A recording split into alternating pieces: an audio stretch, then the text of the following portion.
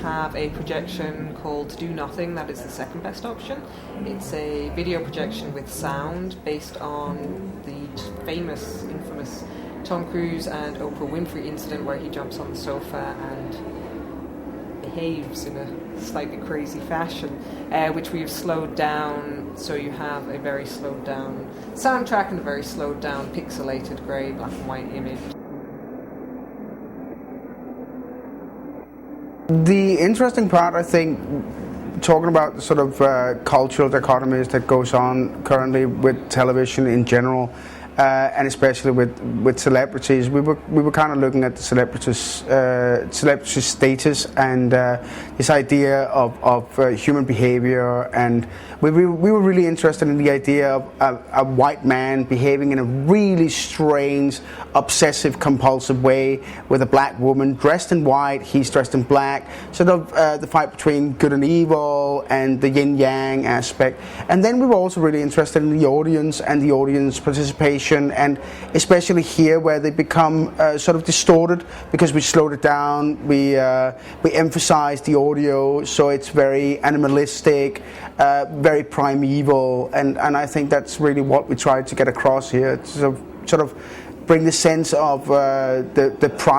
primeval aspect of humanity into the overall experience. There's a pack mentality, I think, from the audience. The audience member is sort of crowing for his blood and going crazy because he's there, and everything he does, no matter how ludicrous his behaviour, they're behaving like it's the most exciting thing that ever happened. And it seems to be such an amazing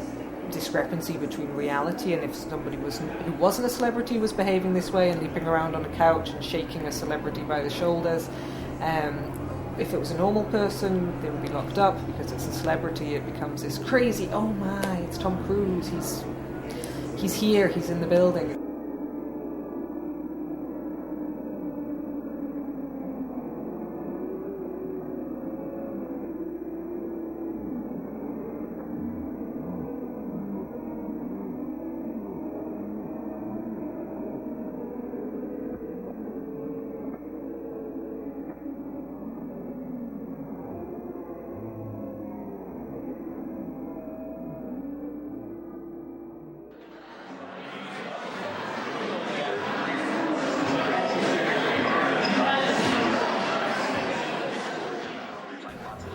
And then we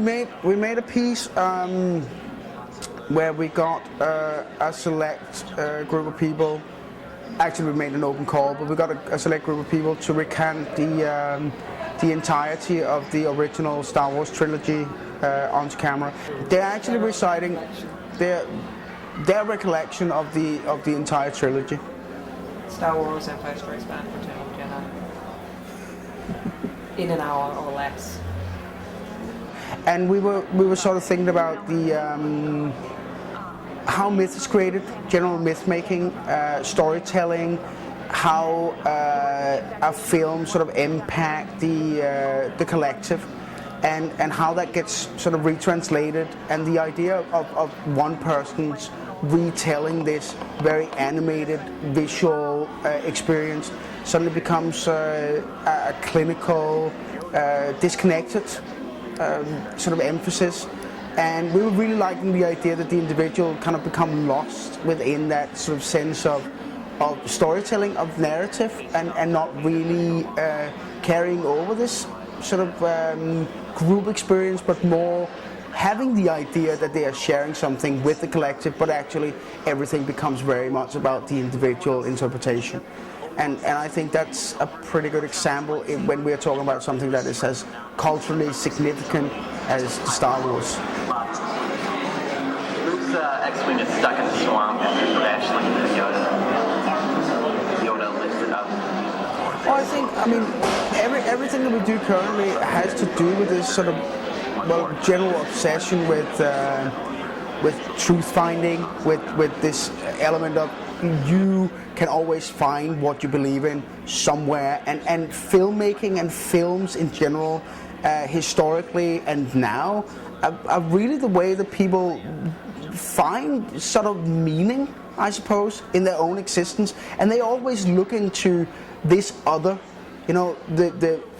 whether it's the hero or the heroine in a film, they're always looking for that sort of to get explanation of how they can manage their own life, and I think that's pretty interesting, just to look at why people are sort of obsessively trying to find this answer in somebody else's existence. In the Dagobah system, and he wasn't exactly sure what that was going to lead him, but